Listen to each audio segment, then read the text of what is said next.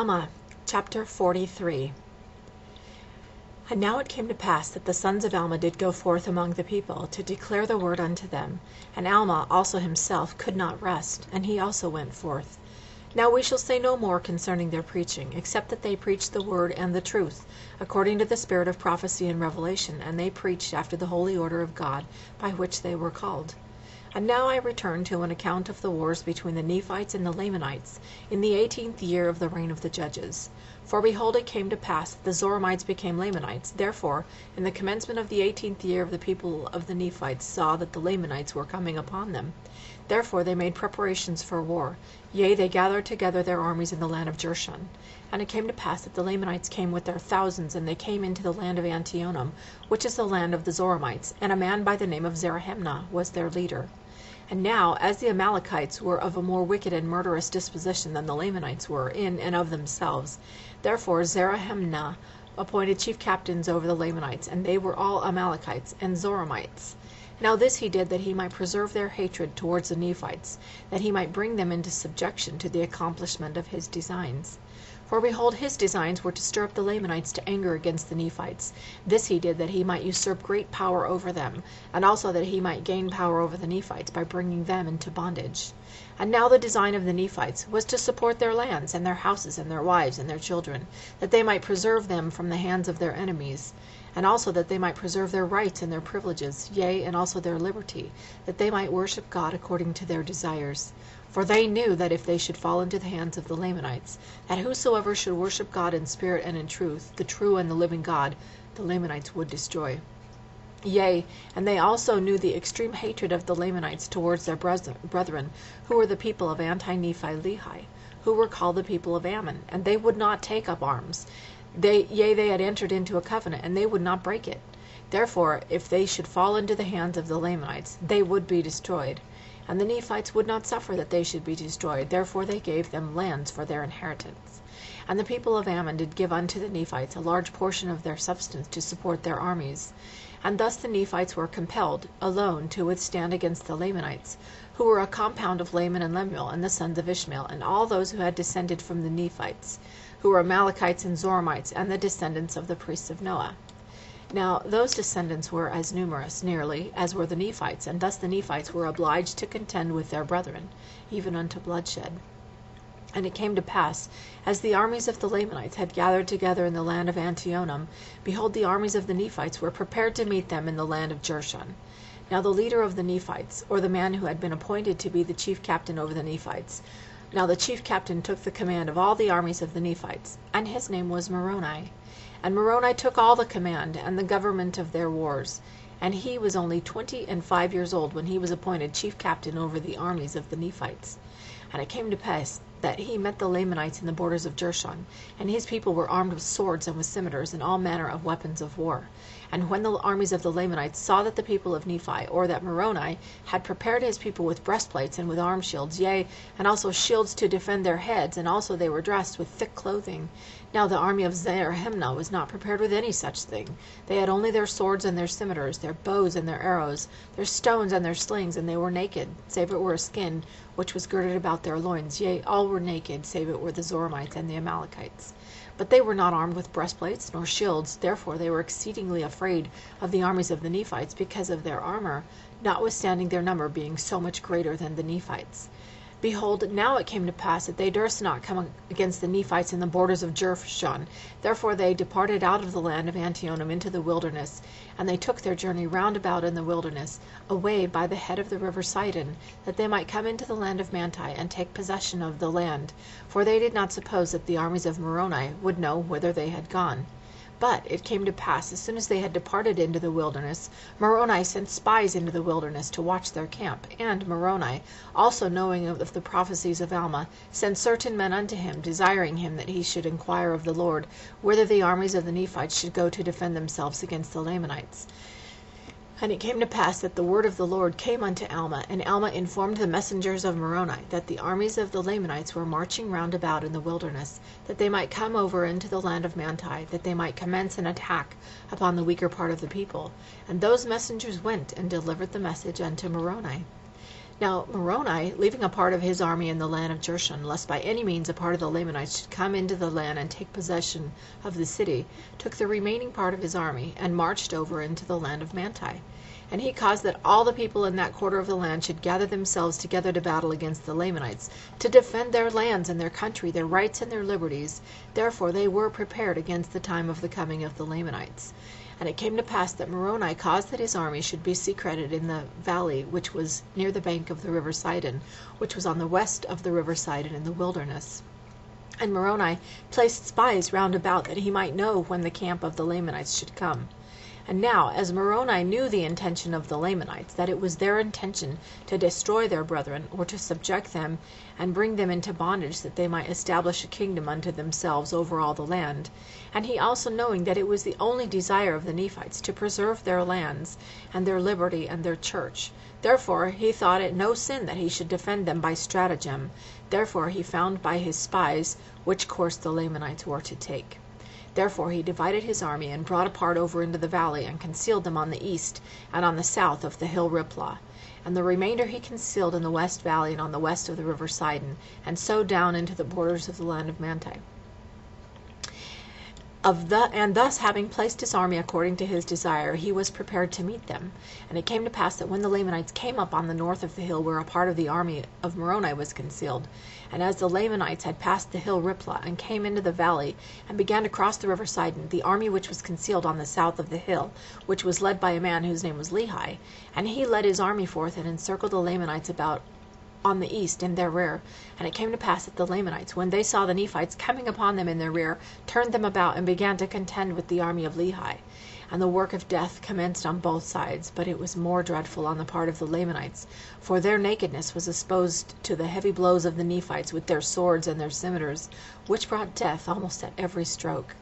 While on the other hand there was now and then a man fell among the Nephites by their swords in the loss of blood, they being shielded from the more vital parts of their body, or the more vital parts of the body being shielded from the strokes of the Lamanites by their breastplates and their arm shields and their headplates. And thus the Nephites did carry on the work of death among the Lamanites.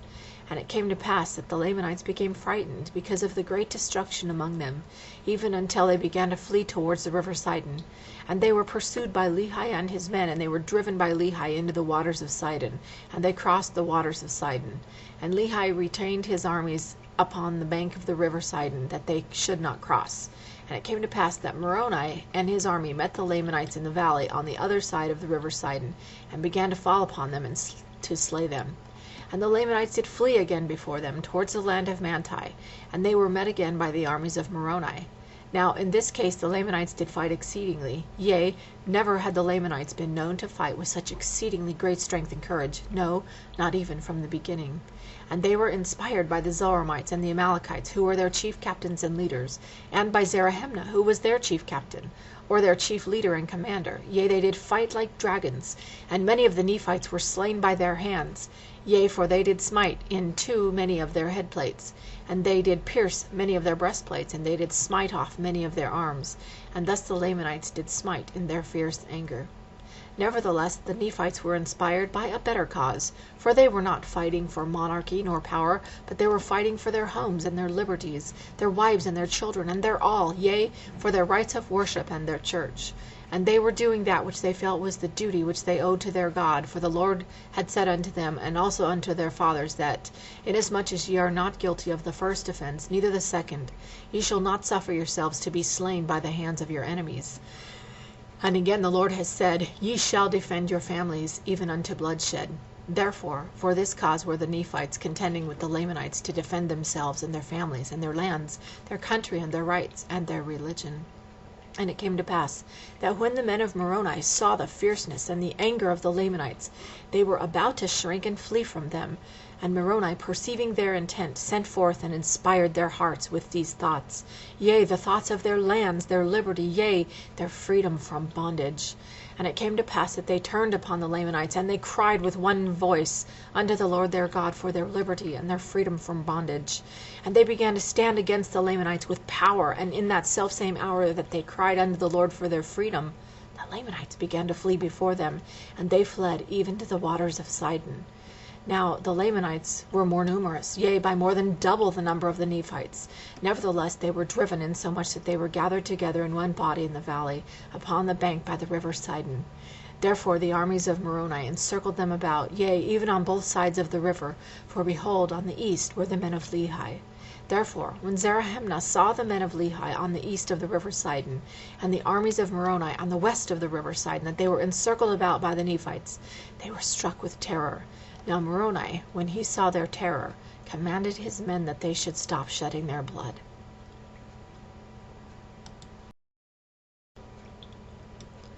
Alma, chapter 44. And it came to pass that they did stop, and withdrew a pace from them. And Moroni said unto Zarahemnah, Behold, Zarahemnah, that we do not desire to be men of blood. Ye know that ye are in our hands, yet we do not desire to slay you. Behold, we have not come out to battle against you, that we might shed your blood for power. Neither do we desire to bring any one to the yoke of bondage. But this is the very cause for which ye have come against us. Yea, and ye are angry with us because of our religion. But now ye behold that the Lord is with us, and ye behold that he has delivered you into our hands. And now I would that ye should understand that this is done unto us because of our religion and our faith in Christ. And now ye see that ye cannot destroy this our faith. Now ye see that this is the true faith of God. Yea, ye see that God will support and keep and preserve us, so long as we are faithful unto him, and unto our faith and our religion. And never will the Lord suffer that we shall be destroyed, except we should fall into transgression, and deny our faith.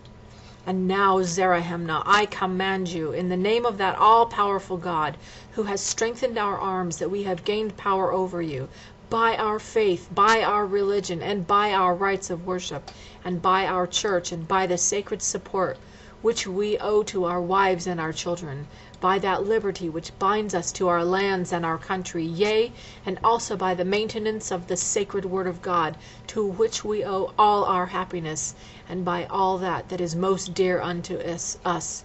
Yea, and this is not all. I command you by all the desires which ye have for life, that ye deliver up your weapons of war unto us, and we will seek not your blood, but we will spare your lives, if ye will go your way, and come not again to war against us. And now, if ye do not this, behold, ye are in our hands, and I will command my men that they shall fall upon you, and inflict the wounds of death in your bodies, that ye may become extinct, and then we will see who shall have power over this people. Yea, we will see who shall be brought into bondage. And now it came to pass that when Zarahemnah had heard these sayings, he came forth and delivered up his sword and his scimitar and his bow into the hands of Moroni, and said unto him, Behold, here are our weapons of war, we will deliver them up unto you. But we will not suffer ourselves to take an oath unto you, which we know that we shall break, and also our children. But take our weapons of war, and suffer that we may depart into the wilderness. Otherwise we will retain our swords, and we will perish or conquer. Behold, we are not of your faith. We do not believe that it is God that has delivered us into your hands, but we believe that it is your cunning that has preserved you from our swords. Behold, it is your breastplates and your shields that have preserved you. And now, when Zarahemnah had made an end of speaking these words, Moroni returned the sword and the weapons of war which he had received unto Zarahemnah, saying, Behold, we will end the conflict. Now I cannot recall the words which I have spoken. Therefore, as the Lord liveth, ye shall not depart, except ye depart with an oath that ye will not return again against us to war. Now as ye are in our hands, we will spill your blood upon the ground, or ye shall submit to the conditions which I have proposed.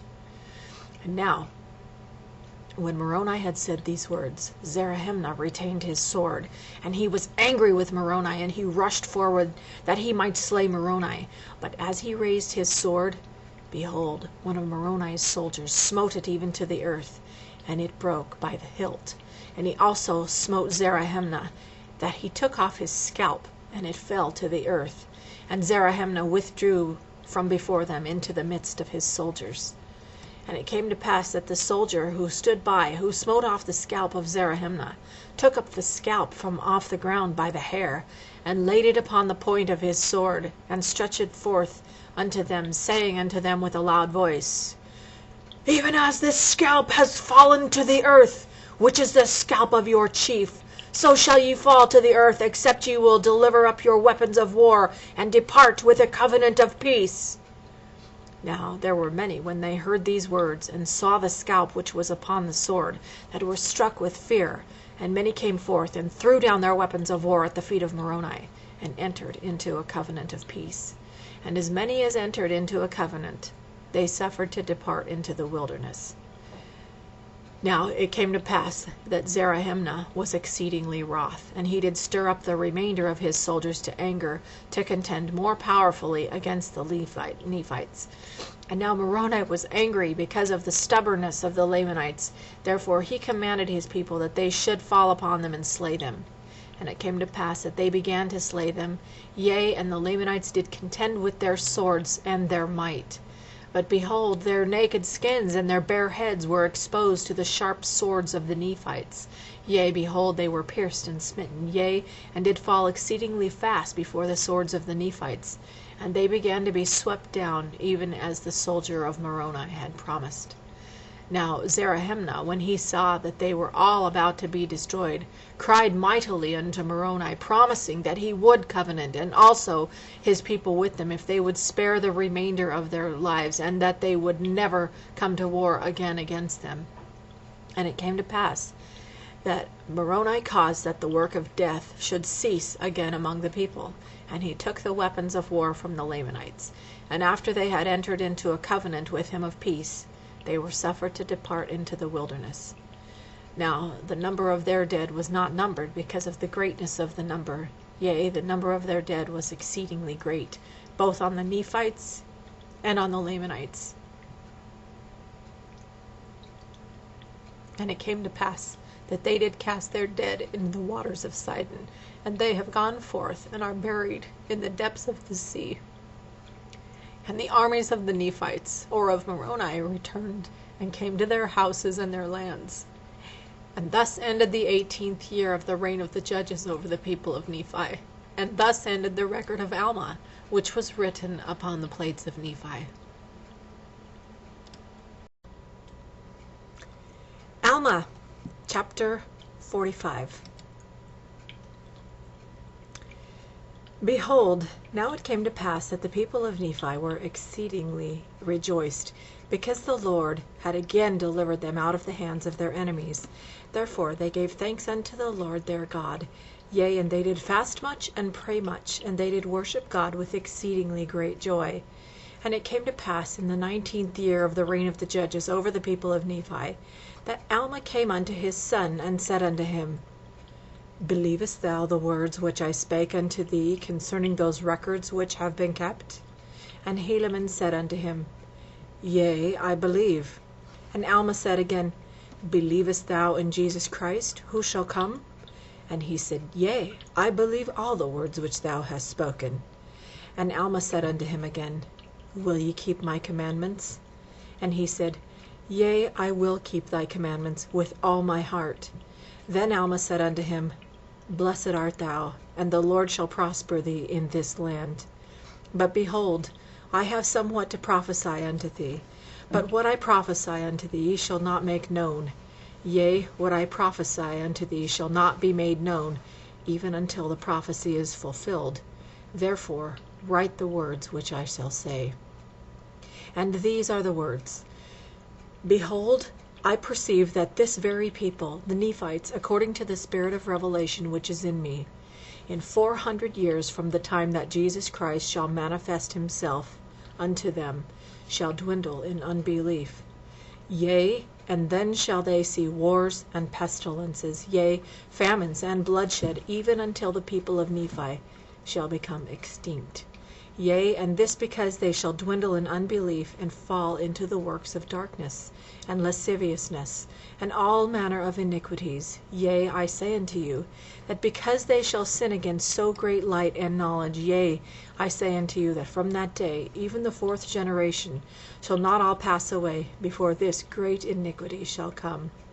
And when that great day cometh, behold, the time very soon cometh, that those who are now, or the seed of those who are now numbered among the people of Nephi, shall no more be numbered among the people of Nephi. But whosoever remaineth, and is not destroyed in that great and dreadful day, shall be numbered among the Lamanites, and shall become like unto them all, save it be a few who shall be called the disciples of the Lord. And them shall the Lamanites pursue, even until they shall become extinct. And now, because of iniquity, this prophecy shall be fulfilled. And now it came to pass that after Alma had said these things to Helaman, he blessed him, and also his other sons. And he also blessed the earth for the righteous sake. And he said, Thus saith the Lord God, Cursed shall be the land, yea, this land, unto every nation, kindred, tongue, and people, unto destruction, who do wickedly when they are fully ripe. And as I have said, so shall it be. For this is the cursing and the blessing of God upon the land. For the Lord cannot look upon sin with the least degree of allowance. And now, when Alma had said these words, he blessed the church, yea, all those who should stand fast in the faith from that time henceforth. And when Alma had done this, he departed out of the land of Zarahemla, as if to go into the land of Melech. And it came to pass that he was never heard of more. As to his death or burial, we know not of. Behold, this we know, that he was a righteous man. And the saying went abroad in the church that he was taken up by the Spirit, or buried by the hand of the Lord, even as Moses. But behold, the Scriptures saith the Lord took Moses unto himself, and we suppose that he has also received Alma in the Spirit unto himself. Therefore, for this cause we know nothing concerning his death and burial. And now it came to pass in the commencement of the 19th year of the reign of the judges over the people of Nephi, that Helaman went forth among the people to declare the word unto them. For behold, because of their wars with the Lamanites, and the many little dissensions and disturbances which had been among the people, it became expedient that the word of God should be declared among them, yea, and that a regulation should be made throughout the church. Therefore Helaman and his brethren went forth to establish the church again in all the land, yea, in every city throughout all the land, which was possessed by the people of Nephi. And it came to pass that they did appoint priests and teachers throughout all the land, over all the churches. And now it came to pass that after Helaman and his brethren had appointed priests and teachers over the churches, that there arose a dissension among them, and they would not give heed to the words of Helaman and his brethren. But they grew proud, being lifted up in their hearts because of their exceedingly great riches. Therefore they grew rich in their own eyes, and would not give heed to their words to walk uprightly before God. Alma chapter 46. And it came to pass that as many as would not hearken to the words of Helaman and his brethren were gathered together against their brethren. And now behold, they were exceedingly wroth, insomuch that they were determined to slay them. Now the leader of those who were wroth against their brethren was a large and a strong man, and his name was Amalickiah. And Amalickiah was desirous to be a king, and those people who were wroth were also desirous that he should be their king. And they were the greater part of them the lower judges of the land, and they were seeking for power. And they had been led by the flatteries of Amalickiah, that if they would support him and establish him to be their king, that he would make them rulers over the people. Thus they were led away by Amalickiah to dissensions, notwithstanding the preaching of Helaman and his brethren, yea, notwithstanding their exceedingly great care over the church, for they were high priests over the church. And there were many in the church who believed in the flattering words of Amalickiah. Therefore they dissented even from the church. And thus were the affairs of the people of Nephi exceedingly precarious and dangerous, notwithstanding their great victory which they had had over the Lamanites. and their great rejoicings when they had because of their deliverance by the hand of the Lord. Thus we see how quick the children of men do forget the Lord their God, yea, how quick to do iniquity, and to be led away by the evil one. Yea, and we also see the great wickedness one very wicked man can cause to take place among the children of men. Yea, we see that Amalickiah, because he was a man of cunning device and a man of many flattering words, that he led away the hearts of many people to do wickedly, yea, and to seek to destroy the church of God, and to destroy the foundation of liberty which God had granted unto them, or which blessing God had sent upon the face of the land for the righteous sake. And now it came to pass that when Moroni, who was the chief commander of the armies of the Nephites, had heard of these dissensions, he was angry with Amalickiah. And it came to pass that he rent his coat, and he took a piece thereof, and wrote upon it, In memory of our God, our religion, our freedom, and our peace, our wives, and our children. And he fastened it upon the end of a pole. And he fastened on his headplate, and his breastplate, and his shields, and girded on his armor about his loins. And he took the pole, which had on the end thereof of his rent coat, and he called it the title of liberty. And he bowed himself to the earth, and he prayed mightily unto his God for the blessings of liberty to rest upon his brethren, so long as there should be a band of Christians remain to possess the land. For thus were all the true believers of Christ, who belonged to the church of God, called by those who did not belong to the church.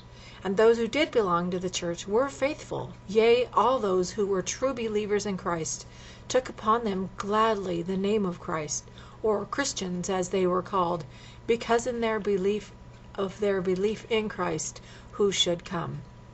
And therefore at this time Moroni prayed that the cause of the Christians and the freedom of the land might be favored. And it came to pass that when he had poured out his whole soul to God, he named all the land which was south of the land desolation, yea, and in fine all the land, both on the north and on the south, a chosen land, and the land of liberty. And he said, Surely God shall not suffer that we who are despised because we take upon us the name of Christ shall be trodden down and destroyed, until we bring it upon us by our own transgressions. And when Moroni had said these words, he went forth among the people, waving the rent part of his garment in the air, that all might see the writing which he had written upon the rent part, and crying with a loud voice, saying, Behold, whosoever will maintain this title upon the land, let them come forth in the strength of the Lord, and enter into a covenant that they will maintain their rights and their religion, that the Lord God may bless them.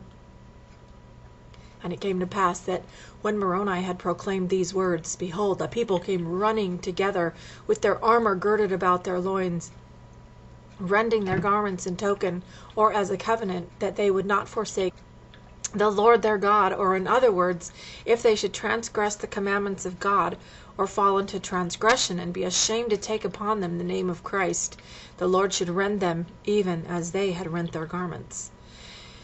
Now this was the covenant which they had made, and they cast their garments at the feet of Moroni, saying, We covenant with our God that we shall be destroyed, even as our brethren in the land northward, if we should fall into transgression. Yea, he may cast us at the feet of our enemies, even as we have cast our garments at thy feet to be trodden under foot, if we shall fall into transgression. Moroni said unto them, Behold, we are a remnant of the seed of Jacob. Yea, we are a remnant of the seed of Joseph, whose coat was rent by his brethren into many pieces. Yea, and now behold, let us remember to keep the commandments of God, or our garments shall be rent by our brethren, and we be cast into prison, or be sold, or be slain. Yea, let us preserve our liberty as a remnant of Joseph. Yea, let us remember the words of Jacob before his death. For behold, he saw that a part of the remnant of the coat of Joseph was preserved, and had not decayed. And he said, Even as this remnant of garment of my son hath been preserved, so shall a remnant of the seed of my son be preserved by the hand of God, and be taken unto himself, while the remainder of the seed of Joseph shall perish, even as the remnant of his garment. Now behold, this giveth my soul sorrow. Nevertheless my soul hath joy in my son, because of that part of his seed which shall be taken unto God. Now behold, this was the language of Jacob. And now who knoweth but what the remnant of the seed of Joseph, which shall perish as his garment, are those who have descended from us? Yea, and even it shall be ourselves, if we do not stand fast in the faith of Christ. And now it came to pass that when Moroni had said these words, he went forth, and also sent forth in all the parts of the land where there were dissensions, and gathered together all the people who were desirous to maintain their liberty, to stand against Amalekiah and those who had dissented, who were called Amalekiahites. And it came to pass that when Amalekiah saw that the people of Moroni were more numerous than the Amalekiahites, and he also saw that his people were doubtful concerning the justice of the cause in which they had undertaken, therefore, fearing that he should not gain the point, he took those of his people who would, and departed into the land of Nephi.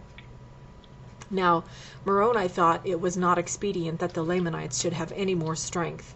Therefore he thought to cut off the people of Amalekiah, or to take them and bring them back, and put Amalekiah to death. Yea, for he knew that he would stir up the Lamanites to anger against them, and cause them to battle against them. And this he knew that Amalekiah would do, that he might obtain his purposes. Therefore Moroni thought it was expedient that he should take his armies who had gathered themselves together and armed themselves, and entered into a covenant to keep the peace. And it came to pass that he took his army and marched out with his tents into the wilderness, to cut off the course of Amalekiah in the wilderness. And it came to pass that he did according to his desires, and marched forth into the wilderness, and headed the armies of Amalekiah. And it came to pass that Amalekiah fled with a small number of his men, and the remainder were delivered up into the hands of Moroni, and were taken back into the land of Zarahemla. Now Moroni, being a man who was appointed by the chief judges, and the voice of the people, therefore he had power according to his will with the armies of the Nephites, to establish and to exercise authority over them. And it came to pass that whomsoever of the Amalekiahites that would not enter into a covenant to support the cause of freedom, that they might maintain a free government, he caused to be put to death. And there were few but who denied the covenant of freedom. And it came to pass also that he caused the title of liberty to be hoisted upon every tower which was in all the land, which was possessed by the Nephites. And thus Moroni planted the standard of liberty among the Nephites. And they began to have peace again in the land. And thus they did maintain peace in the land until nearly the end of the 19th year of the reign of the judges. And Helaman and the high priest did also maintain order in the church. Yea, even for the space of 4 years did they have much peace and rejoicing in the church.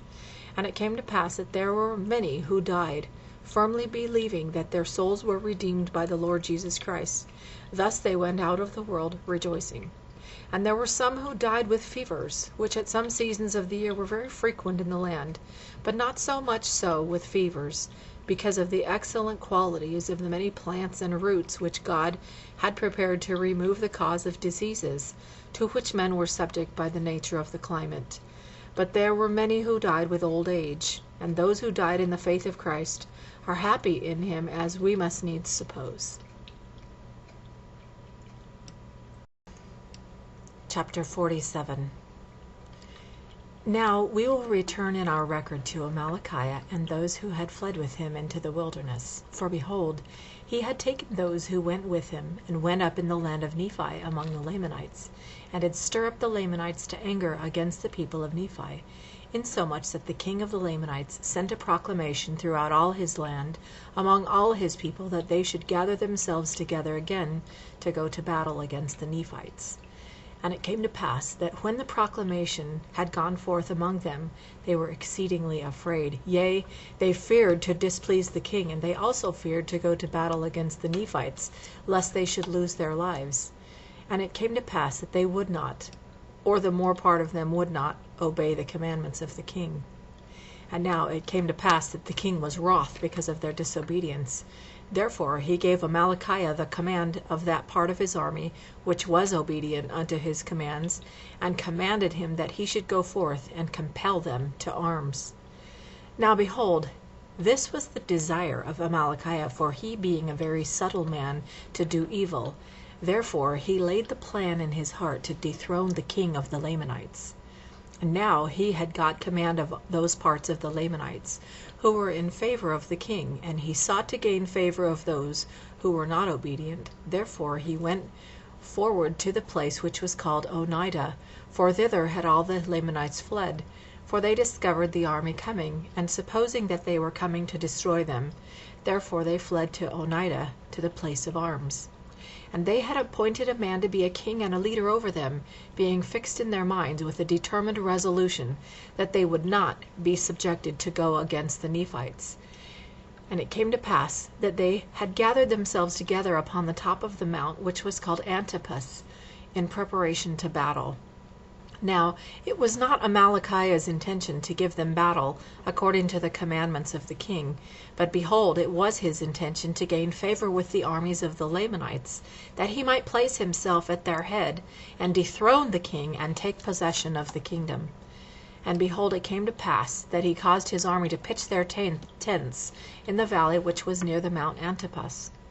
And it came to pass that when it was night, he sent a secret embassy into the mount Antipas, desiring that the leader of those who were upon the mount, whose name was Lehanti, that he should come down to the foot of the mount, for he desired to speak with him. And it came to pass that when Lehanti received the message, he durst not go down to the foot of the mount. And it came to pass that Amalickiah sent again the second time, desiring him to come down. And it came to pass that Lehanti would not, and he sent again the third time. And it came to pass that when Amalickiah found that he could not get Lehanti to come down off from the mount, he went up into the mount, nearly to Lehanti's camp. And he sent again the fourth time his message unto Lehanti, desiring that he would come down, and that he would bring his guards with him. And it came to pass that when Lehanti had come down with his guards to Amalickiah, that Amalickiah desired him to come down with his army in the night time, and surround those men in their camps over whom the king had given him command, and that he would deliver them up into Lehanti's hands, if he would make him, Amalickiah, a second leader over the whole army. And it came to pass that Lehanti came down with his men, and surrounded the men of Amalickiah, so that before they awoke at the dawn of day, they were surrounded by the armies of Lehanti. And it came to pass that when they saw that they were surrounded, they pled with Amalickiah that he would suffer them to fall in with their brethren, that they might not be destroyed. Now this was the very thing which Amalickiah desired. And it came to pass that he delivered his men, contrary to the commands of the king. Now this was the thing that Amalickiah desired, that he might accomplish his designs in dethroning the king. Now it was the custom among the Lamanites, if their chief leader was killed, to appoint the second leader to be their chief leader. And it came to pass that Amalickiah caused that one of his servants should administer poison by degrees to Lehanti, that he died. Now when Lehanti was dead, the Lamanites appointed Amalickiah to be their leader and their chief commander. And it came to pass that Amalickiah marched with his armies, for he had gained his desires, to the land of Nephi, to the city of Nephi, which was the chief city. And the king came out to meet him with his guards, for he supposed that Amalickiah had fulfilled his commands, and that Amalickiah had gathered together so great an army to go against the Nephites to battle. But behold, as the king came out to meet him, Amalickiah caused that his servants should go forth to meet the king. And they went and bowed themselves before the king, as if to reverence him because of his greatness. And it came to pass that the king put forth his hand to raise them, as was the custom with the Lamanites, as a token of peace, which custom they had taken from the Nephites. And it came to pass that when he had raised the first from the ground, behold, he stabbed the king to the heart, and he fell to the earth. Now the servants of the king fled, and the servants of Amalickiah raised a cry, saying, Behold, the servants of the king have stabbed him to the heart, and he is fallen, and they have fled. Behold, come and see. And it came to pass that Amalickiah commanded that his armies should march forth, and see what had happened to the king. And when they had come to the spot, and found the king lying in his gore, Amalickiah pretended to be wroth, and said, Whosoever loved the king, let him go forth, and pursue his servants, that they may be slain.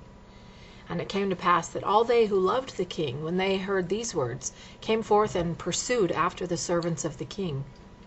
Now, when the servants of the king saw an army pursuing after them, they were frightened again, and fled into the wilderness, and came over into the land of Zarahemla, and joined the people of Ammon. And the army which pursued after them returned, having pursued after them in vain, and thus Amalickiah by his fraud gained the hearts of the people. And it came to pass on the morrow, he entered the city Nephi with his armies, and took possession of the city.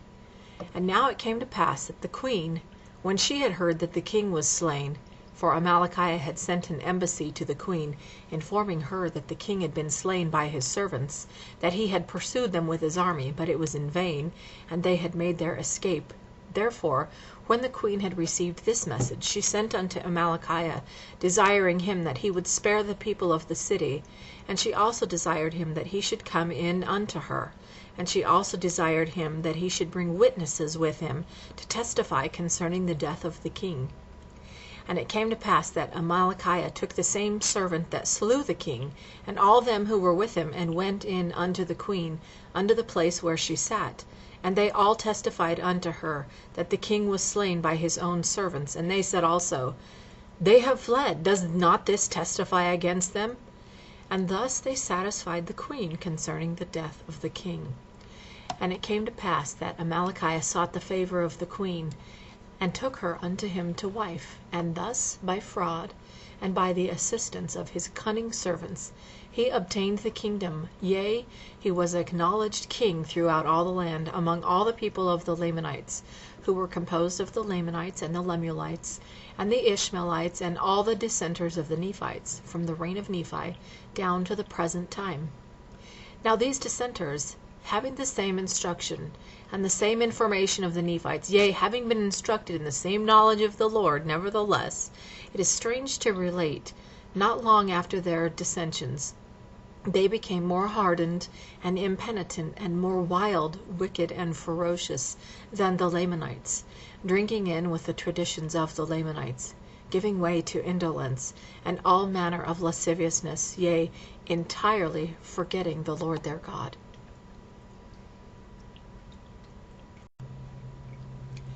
Alma, chapter 48. And now it came to pass that as soon as Amalickiah had obtained the kingdom, he began to inspire the hearts of the Lamanites against the people of Nephi. Yea, he did appoint men to speak unto the Lamanites from their towers against the Nephites. And thus he did inspire their hearts against the Nephites, insomuch that in the latter end of the 19th year of the reign of the judges, he having accomplished his designs thus far, yea, having been made king over the Lamanites, he sought also to reign over all the land, yea, and all the people who were in the land, the Nephites as well as the Lamanites. Therefore he had accomplished his design, for he had hardened the hearts of the Lamanites, and blinded their minds, and stirred them up to anger, insomuch that he had gathered together a numerous host to go to battle against the Nephites. For he was determined, because of the greatness of the number of his people, to overpower the Nephites, and to bring them into bondage. And thus he did appoint chief captains of the Zoramites, they being the most acquainted with the strength of the Nephites, and their places of resort, and the weakest parts of their cities. Therefore he appointed them to be chief captains over his armies. And it came to pass that they took their camp, and moved forth toward the land of Zarahemla in the wilderness. Now it came to pass that while Amalickiah had thus been obtaining power by fraud and deceit, Moroni, on the other hand, had been preparing the minds of the people to be faithful unto the Lord their God. Yea, he had been strengthening the armies of the Nephites, and erecting small forts, or places of resort, throwing up banks of earth round about to enclose his armies, and also building walls of stone to encircle them round about their cities and the borders of their lands, yea, all round about the land. And in their weakest fortifications did he place the greater number of men, and thus he did fortify and strengthen the land which was possessed by the Nephites. And thus he was preparing to support their liberty, their lands, their wives, and their children, and their peace, and that they might live unto the Lord their God, and that they might maintain that which was called by their enemies the cause of Christians. And Moroni was a strong and a mighty man. He was a man of a perfect understanding, yea, a man that did not delight in bloodshed, a man whose soul did joy in the liberty and the freedom of his country, and his brethren from bondage and slavery. Yea, a man whose heart did swell with thanksgiving to his God for the many privileges and blessings which he bestowed upon his people, a man who did labor exceedingly for the welfare and safety of his people. Yea, and he was a man who was firm in the faith of Christ, and he had sworn with an oath to defend his people, his rights and his country, and his religion, even to the loss of his blood. Now the Nephites were taught to defend themselves against their enemies, even to the shedding of blood if it were necessary. Yea, and they were also taught never to give an offense, yea, and never to raise the sword except it were against an enemy, except it were to preserve their lives. And this was their faith, that by so doing God would prosper them in the land, or in other words, if they were faithful in keeping the commandments of God, that he would prosper them in the land, yea, warn them to flee, or to prepare for war, according to their danger. And also that God would make it known unto them whither they should go to defend themselves against their enemies, and by so doing the Lord would deliver them. And this was the faith of Moroni, and his heart did glory in it, not in the shedding of blood, but in doing good, in preserving his people, yea, in keeping the commandments of God, yea, and resisting iniquity. Yea, verily, verily, I say unto you, if all men had been and were and ever would be like unto Moroni, behold, the very powers of hell would have been shaken forever. Yea, the devil would never have power over the hearts of the children of men. Behold, he was a man like unto Ammon, the son of Mosiah, yea, and even the other sons of Mosiah, yea, and also Alma and his sons, for they were all men of God. Now behold, Helaman and his brethren were no less serviceable unto the people than was Moroni, for they did preach the word of God, and they did baptize unto repentance all men whosoever would hearken unto their words. And thus they went forth, and the people did humble themselves because of their words, insomuch that they were highly favored of the Lord. And thus they were free from wars and contentions among themselves, yea, even for the space of 4 years.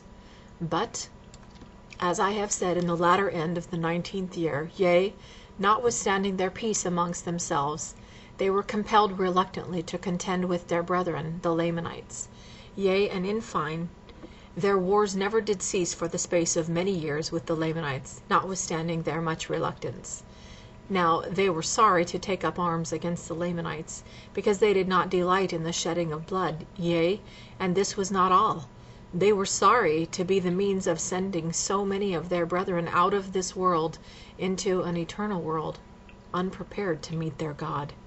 Nevertheless, they could not suffer to lay down their lives, that their wives and their children should be massacred by the barbarous cruelty of those who were once their brethren, yea, and had dissented from their church, and had left them, and had gone to destroy them by joining the Lamanites. Yea, they could not bear that their brethren should rejoice over the blood of the Nephites, so long as there were any who should keep the commandments of God. For the promise of the Lord was, if they should keep his commandments, they should prosper in the land.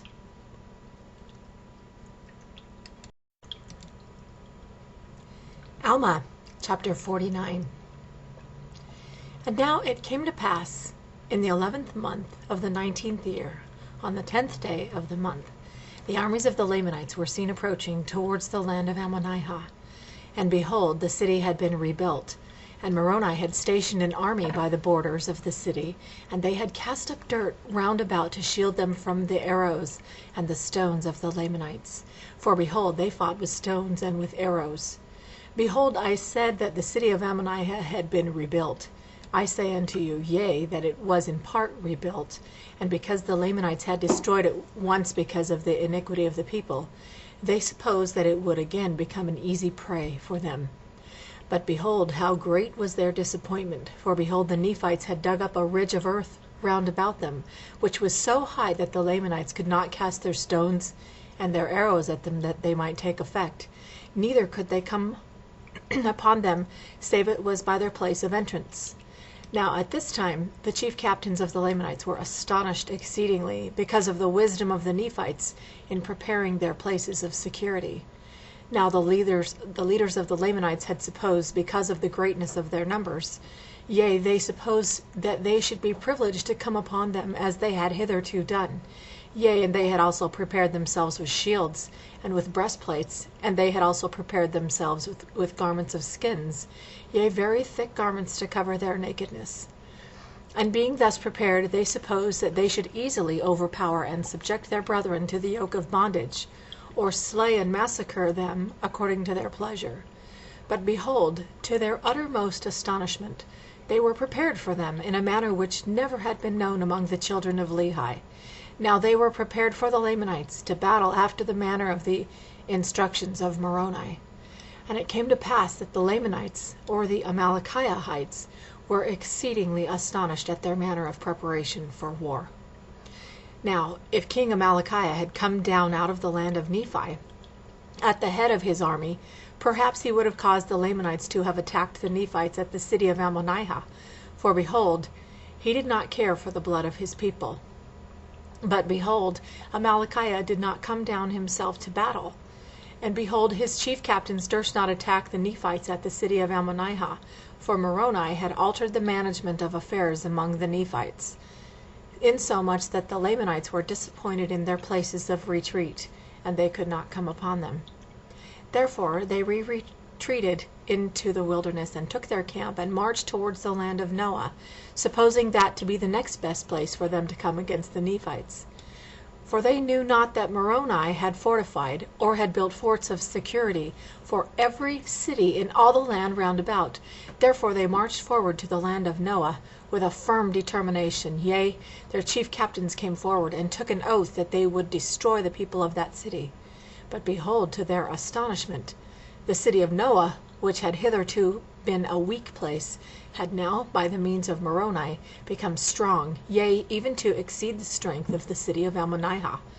And now behold, this was wisdom in Moroni, for he had supposed that they would be frightened at the city of Ammonihah, and as the city of Noah had hitherto been the weakest part of the land, therefore they would march thither to battle, and thus it was according to his desires.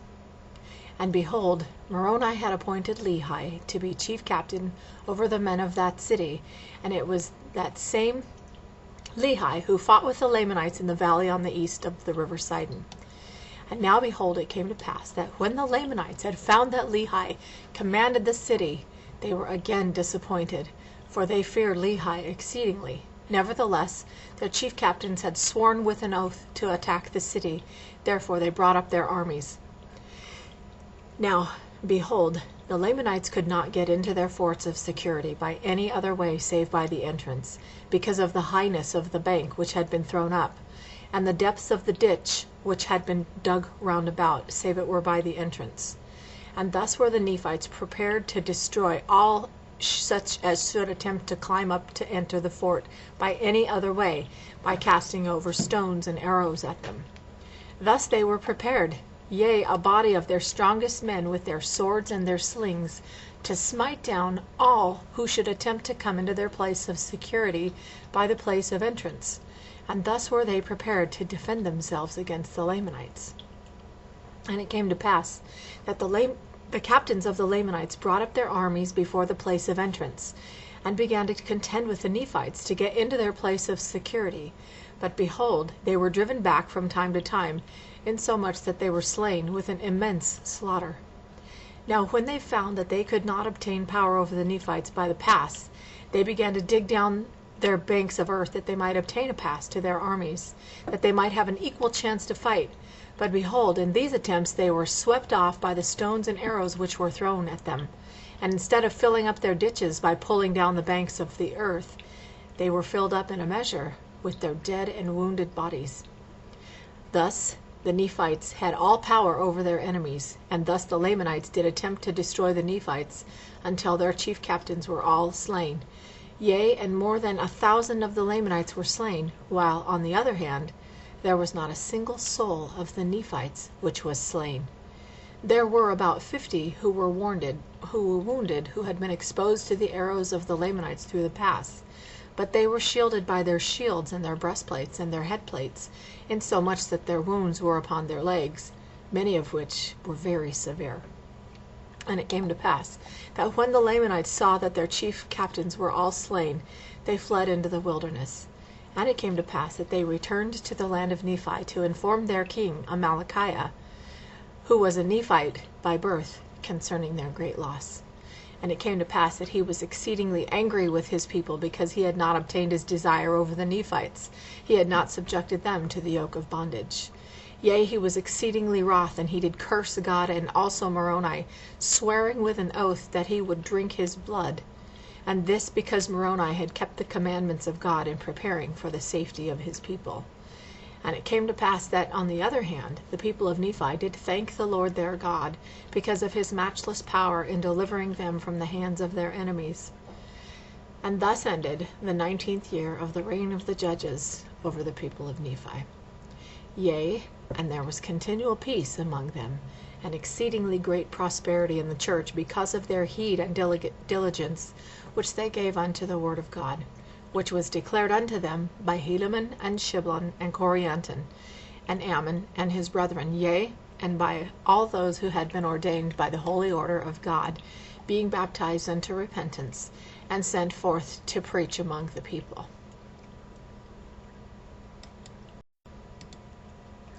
Alma, chapter 50. And now it came to pass that Moroni did not stop making preparations for war, or to defend his people against the Lamanites, for he caused that his armies should commence in the commencement of the 20th year of the reign of the judges, that they should commence in digging up heaps of earth round about all the cities, throughout all the land which was possessed by the Nephites. And upon the top of these ridges of earth he caused that there should be timbers, yea, works of timbers built up to the height of a man, round about the cities. And he caused that upon those works of timbers there should be a frame of pickets built upon the timbers round about, and they were strong and high. And he caused the towers to be erected that overlooked those works of pickets. And he caused places of security to be built upon those towers, that the stones and the arrows of the Lamanites could not hurt them. And they were prepared that they could not cast stones from the top thereof, according to their pleasure and their strength, and slay him who should attempt to approach near the walls of the city. Thus Moroni did prepare strongholds against the coming of their enemies, round about every city in all the land. And it came to pass that Moroni caused that his armies should go forth into the east wilderness. Yea, and they went forth, and drove all the Lamanites who were in the east wilderness into their own lands, which were south of the land of Zarahemla. And the land of Nephi did run in a straight course from the east sea to the west. And it came to pass that when Moroni had driven all the Lamanites out of the east wilderness, which was north of the lands of their own possessions, he caused that the inhabitants who were in the land of Zarahemla and in the land round about should go forth into the east wilderness, even to the borders by the seashore, and possess the land. And he also placed armies on the south, in the borders of their possessions, and caused them to erect fortifications, that they might secure their armies and their people from the hands of their enemies. And thus he cut off all the strongholds of the Lamanites in the east wilderness, yea, and also on the west, fortifying the line between the Nephites and the Lamanites, between the land of Zarahemla and the land of Nephi, from the west sea, running by the head of the river Sidon, the Nephites possessing all the land northward, yea, even all the land which was northward of the land bountiful, according to their pleasure. Thus Moroni with his armies, which did increase daily because of the assurance of protection, which his works did bring forth unto them, did seek to cut off the strength and the power of the Lamanites from off the lands of their possessions, that they should have no power upon the lands of their possession. And it came to pass that the Nephites began the foundation of a city, and they called the name of the city Moroni. And it was by the east sea, and it was on the south by the line of the possessions of the Lamanites. And they also began a foundation for a city between the city of Moroni and the city of Aaron, joining the borders of Aaron and Moroni. And they called the name of the city, or the land, Nephihah. And they also began in that same year to build many cities on the north, one in a particular manner which they called Lehi, which was in the north by the borders of the seashore. And thus ended the 20th year. And in these prosperous circumstances were the people of Nephi, in the commencement of the 21st year of the reign of the judges over the people of Nephi. and they did prosper exceedingly, and they became exceedingly rich. Yea, and they did multiply and wax strong in the land. And thus we see how merciful and just are all the dealings of the Lord to the fulfilling of all his words unto the children of men.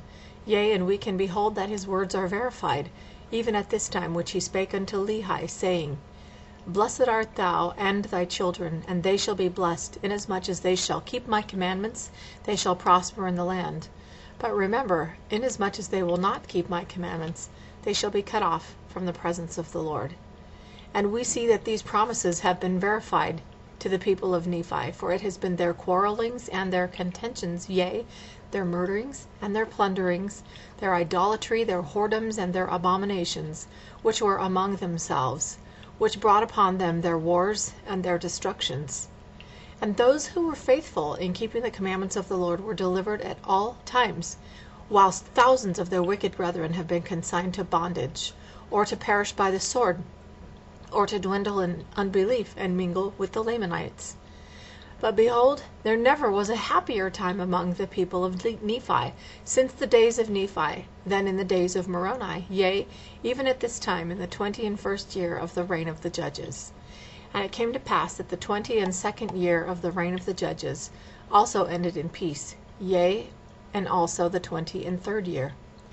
And it came to pass that in the commencement of the 24th year of the reign of the judges, there would also have been peace among the people of Nephi, had it not been for a contention which took place among them concerning the land of Nephi and the land of Morianton, which joined upon the borders of Lehi, both of which were on the borders by the seashore.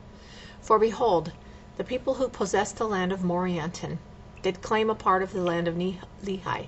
Therefore there began to be a warm contention between them, insomuch that the people of Morianton took up arms against their brethren, and they were determined by the sword to slay them. But behold, the people who possessed the land of Lehi fled to the camp of Moroni, and appealed unto him for assistance, for behold, they were not in the wrong. And it came to pass that when the people of Morianton, who were led by a man whose name was Morianton, found that the people of Lehi had fled to the camp of Moroni, they were exceedingly fearful, lest the army of Moroni should come upon them and destroy them. Therefore Morianton put it into their hearts that they should flee to the land which was northward, which was covered with large bodies of water, and take possession of the land which was northward.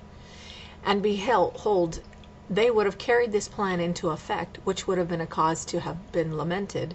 But behold, Morianton being a man of much passion, therefore he was angry with one of his maidservants, and he fell upon her and beat her much. And it came to pass that she fled, and came over to the camp of Moroni, and told Moroni all things concerning the matter, and also concerning their intentions to flee into the land northward. Now behold, the people who were in the land bountiful, or rather Moroni, feared that they would hearken to the words of Morianton, and unite with his people, and thus he would obtain possession of those parts of the land, which would lay a foundation for serious consequences among the people of Nephi, yea, which consequences would lead to the overthrow of their liberty. Therefore Moroni sent an army with their camp to head the people of Morianton, to stop their flight into the land northward. And it came to pass that they did not head them until they had come to the borders of the land desolation, and there they did head them by the narrow pass which led by the sea into the land northward, yea, by the sea on the west and on the east. And it came to pass that the army which was sent by Moroni, which was led by a man whose name was Teancum, did meet the people of Morianton, and so stubborn were the people of Morianton, being inspired by his wickedness and his flattering words, that a battle commenced between them, in the which Teancum did slay Morianton and defeat his army, and took them prisoners, and returned to the camp of Moroni. And thus ended the 24th year of the reign of the judges over the people of Nephi. And thus were the people of Morianton brought back, and upon their covenanting to keep the peace, they were restored to the land of Morianton, and a union took place between them and the people of Lehi, and they were also restored to their lands. And it came to pass that in the same year that the people of Nephi had peace restored unto them, that Nephihah, the second chief judge, died, having filled a judgment seat with perfect uprightness before God. Nevertheless, He had refused Alma to take possession of those records, and those things which were esteemed by Alma and his fathers to be most sacred. Therefore Alma had conferred them upon his son Helaman. Behold, it came to pass that the son of Nephihah was appointed to fill the judgment seat, in the stead of his father. Yea, he was appointed chief judge and governor over the people, with an oath and sacred ordinance to judge righteously, and to keep the peace and the freedom of the people, and to grant unto them their sacred privileges to worship their Lord God, their God, yea, to support and maintain the cause of God all his days, and to bring the wicked to justice according to their crime. Now behold, his name was Pehoran, and Pehoran did fill the seat of his father, and did commence his reign in the end of the 24th year over the people of Nephi. Alma, chapter 51. And now it came to pass in the commencement of the 25th year of the reign of the judges over the people of Nephi, they having established peace between the people of Lehi and the people of Morianton concerning their lands, and having commenced the 25th year in peace, nevertheless they did not long maintain an entire peace in the land, for there began to be a contention among the people concerning the chief judge Pehoran. For behold, there were a part of the people who desired that a few particular points of the law should be altered. But behold, Pehoran would not alter, nor suffer the law to be altered. Therefore he did not hearken to those who had sent in their voices with their petitions concerning the altering of the law. Therefore those who were desirous that the law should be altered were angry with him, and desired that he should no longer be chief judge over the land. Therefore there arose a warm dispute concerning the matter, but not unto bloodshed. And it came to pass that those who were desirous that Pehoran should be dethroned from the judgment seat were called kingmen, for they were desirous that the law should be altered in a manner to overthrow the free government and to establish a king over the land. And those who were desirous that Pehoran should remain chief judge over the land took upon them the name of freemen. And thus was the division among them, for the freemen had sworn or covenanted to maintain their rights and the privileges of their religion by a free government. And it came to pass that this matter of their contention was settled by the voice of the people. And it came to pass that the voice of the people came in favor of the freemen, and Pehoran retained the judgment seat, which caused much rejoicing among the brethren of Pehoran, and also many of the people of liberty, who also put the kingmen to silence, that they durst not oppose, but were obliged to maintain the cause of freedom. Now those who were in the favor of kings were those of high birth, and they sought to be kings, and they were supported by those who sought power and authority over the people. But behold, this was a critical time for such contentions to be among the people of Nephi. For behold, Amalickiah had again stirred up the hearts of the people of the Lamanites against the people of the Nephites, and he was gathering together soldiers from all parts of his land, and arming them, and preparing for war with all diligence, for he had sworn to drink the blood of Moroni. But behold, we shall see that his promise which he made was rash. Nevertheless he did prepare himself and his armies to come to battle against the Nephites. Now his armies were not so great as they had hitherto been, because of the many thousands who had been slain by the hand of the Nephites. But, notwithstanding their great loss, Amalickiah had gathered together a wonderfully great army, insomuch that he feared not to come down to the land of Zarahemla. Yea, even Amalickiah did himself come down, at the head of the Lamanites, and it was in the 25th year of the reign of the judges, and it was at the same time that they had begun to settle the affairs of their contentions concerning the chief judge Pehoran. And it came to pass that when the men who were called kingmen had heard that the Lamanites were coming down to battle against them, they were glad in their hearts, and they refused to take up arms, for they were so wroth with the chief judge, and also with the people of liberty, that they would not take up their arms to defend their country.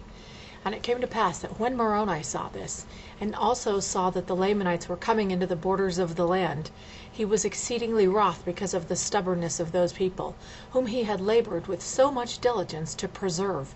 Yea, he was exceedingly wroth. His soul was filled with anger against them. And it came to pass that he sent a petition with the voice of the people unto the governor of the land, desiring that he should read it, and give him, Moroni, power to compel these dissenters to defend their country, or put them to death. For it was his first care to put an end to such contentions and dissensions among the people. For behold, this had been hitherto a cause of all their destruction. And it came to pass that it was granted according to the voice of the people. And it came to pass that Moroni commanded that his army should go against those kingmen, to pull down their pride and their nobility, and level them with the earth, or they should take up arms, and support the cause of liberty. And it came to pass that the armies did march forth against them, and they did pull down their pride and their nobility, insomuch that as they did lift their weapons of war to fight against the men of Moroni, they were hewn down and levelled to the earth. And it came to pass that there were 4,000 of those dissenters who were hewn down by the sword, and those of their leaders who were not slain in battle were taken and cast into prison, for there was no time for their trials at this period. And the remainder of those dissenters, rather than be smitten down to earth by the sword, yielded to the standard of liberty, and were compelled to hoist the title of liberty upon their towers and in their cities, and to take up arms in defense of their country. And thus Moroni put an end to those kingmen, that there were not any known by the appellation of kingmen. And thus he put an end to the stubbornness and the pride of those people who professed the blood of nobility, but they were brought down to humble themselves like unto their brethren, and to fight valiantly for their freedom from bondage. Behold, it came to pass that while Moroni was thus breaking down the wars and contentions among his own people, and subjecting them to peace and civilization, and making regulations to prepare for war against the Lamanites, behold, the Lamanites had come into the land of Moroni, which was in the borders by the seashore. And it came to pass that the Nephites were not sufficiently strong in the city of Moroni. Therefore Amalickiah did drive them, slaying many. And it came to pass that Amalickiah took possession of the city, yea, possession of all their fortifications. And those who fled out of the city of Moroni came to the city of Nephihah. And also the people of the city of Lehi gathered themselves together, and made preparations, and were ready to receive the Lamanites to battle. But it came to pass that Amalickiah would not suffer the Lamanites to go against the city of Nephihah to battle, but kept them down by the seashore, leaving men in every city to maintain and defend it. And thus he went on, taking possession of many cities, the city of Nephihah, and the city of Lehi, and the city of Morianton, and the city of Omner, and the city of Gid, and the city of Mulek, all of which were on the east borders by the seashore. And thus had the Lamanites obtained, by the cunning of Amalickiah, so many cities by their numberless hosts, all of which were strongly fortified after the manner of their fortifications of Moroni, all of which afforded strongholds for the Lamanites. And it came to pass that they marched to the borders of the land Bountiful, driving the Nephites before them, and slaying many. But it came to pass that they were met by Teancum, who had slain Morianton, and had headed his people in his flight.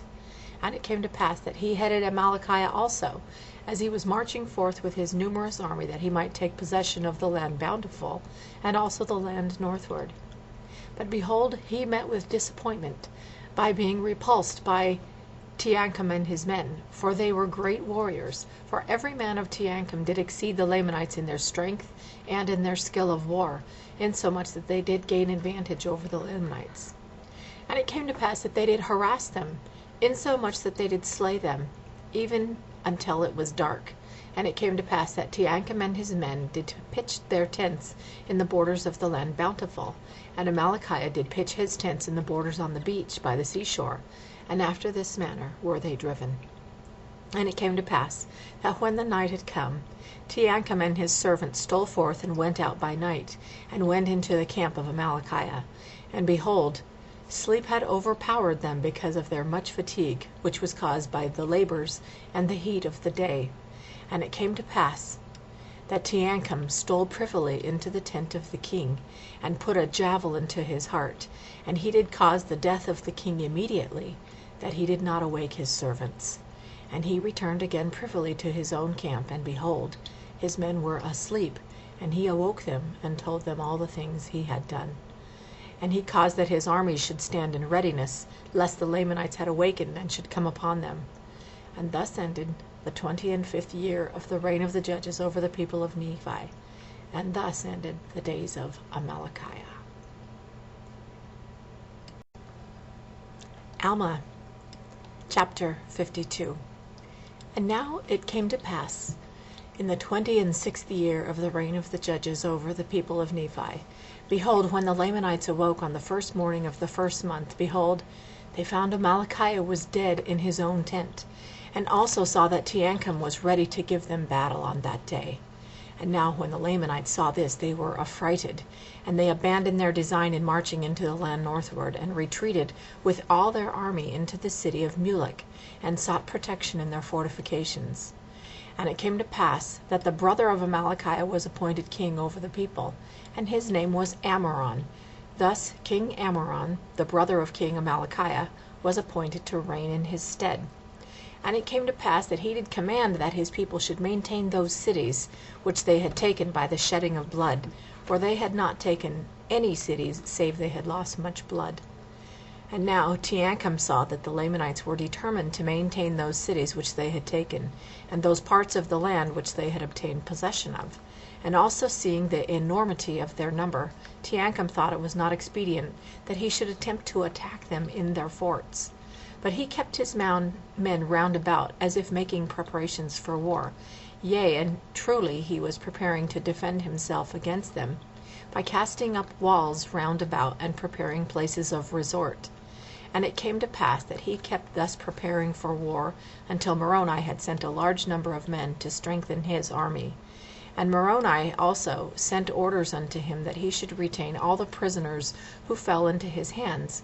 For as the Lamanites had taken many prisoners, that he should retain all the prisoners of the Lamanites as a ransom for those whose the Lamanites had taken. And he also sent orders unto him that he should fortify the land Bountiful, and secure the narrow pass which led into the land northward, lest the Lamanites should obtain that point, and should have power to harass them on every side. And Moroni also sent unto him, desiring him that he would be faithful in maintaining that quarter of the land, and that he would seek every opportunity to scourge the Lamanites in that quarter as much as was in his power, that perhaps he might take again by stratagem or some other way those cities which had been taken out of their hands, and that he also would fortify and strengthen the cities round about, which had not fallen into the hands of the Lamanites.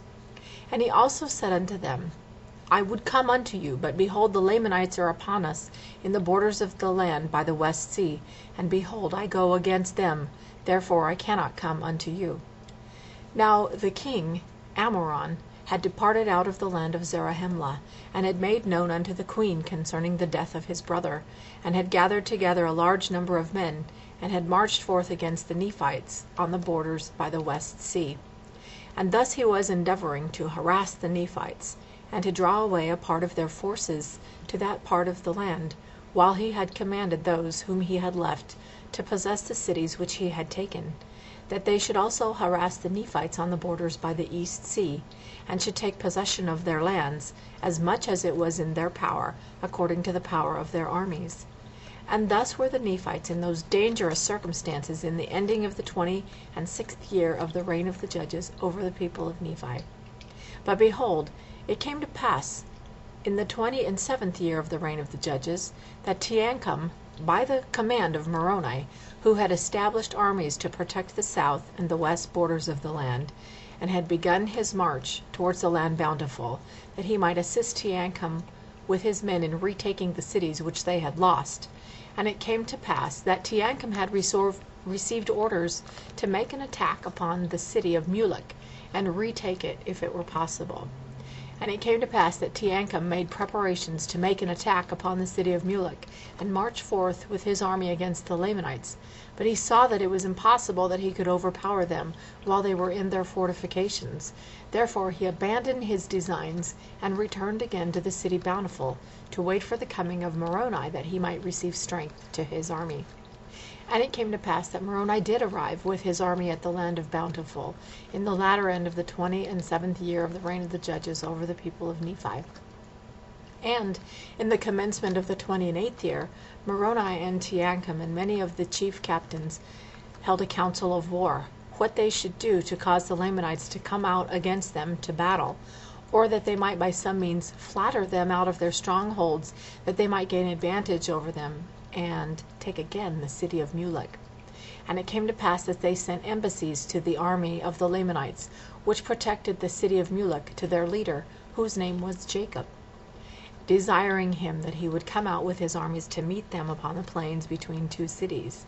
But behold, Jacob, who was a Zoramite, would not come out with his army to meet them upon the plains. And it came to pass that Moroni, having no hopes of meeting them upon fair grounds, therefore he resolved upon a plan that he might decoy the Lamanites out of their strongholds. Therefore he caused that Teancum should take a small number of men, and march down near the seashore, and Moroni and his army by night marched in the wilderness, on the west of the city Mulek. And thus, on the morrow, when the guards of the Lamanites had discovered Teancum, they ran and told it unto Jacob their leader. And it came to pass that the armies of the Lamanites did march forth against Teancum, supposing by their numbers to overpower Teancum, because of the smallness of their numbers. And as Teancum saw the armies of the Lamanites coming out against him, he began to retreat down by the seashore, northward. And it came to pass that when the Lamanites saw that he began to flee, they took courage and pursued them with vigor. And while Teancum was thus leading away the Lamanites, who were pursuing them in vain, behold, Moroni commanded that a part of his army who were with him should march forth into the city, and take possession of it. And thus they did, and slew all those who had been left to protect the city, yea, all those who would not yield up their weapons of war. And thus Moroni had obtained possession of the city Mulek with a part of his army, while he marched with the remainder to meet the Lamanites when they should return from the pursuit of Teancum. And it came to pass that the Lamanites did pursue Teancum until they came near the city Bountiful, and then they were met by Lehi and a small army which had been left to protect the city Bountiful.